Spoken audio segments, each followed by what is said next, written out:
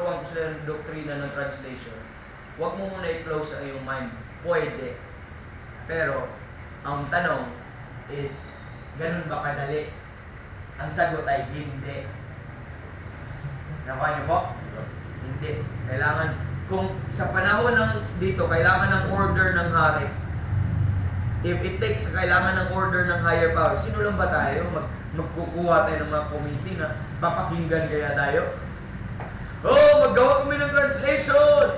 Kaya ang ginawa na ngayon, ang translation na ngayon is a mere pampera. Kaya ang mga ginagawa ng mga Amerikano ngayon is magpunta sila, magpapatranslate sila, hanap sila ng mga common pastor na mag-alam din kunyari yung language. Pero ang kanila, commission sa printing sa labas niya. I'm against. Bagay. Pero I am for honest translation and honest translators. Roger. Diba? Kasi madami mga hipokrito eh.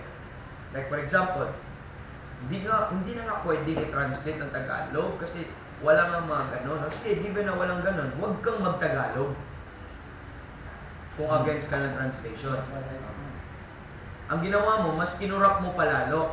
Kasi ito yung point ko sa isang nag-ipag-discuss sa akin with regards to that. Sabi ko, ako ay isang Cebuano speaker. Hindi ako fluent ng Cebuano, hindi ako fluent ng English, hindi din ako fluent ng Tagalog. But kung ako magta-translate ng Tagalog verbally in my own kasi we have to admit the fact na hindi lahat nakakaintindi. That's why sa preaching natin nagtatagalog tayo. At pagdating ng preaching, i-explain natin yung isang verse through Tagalog.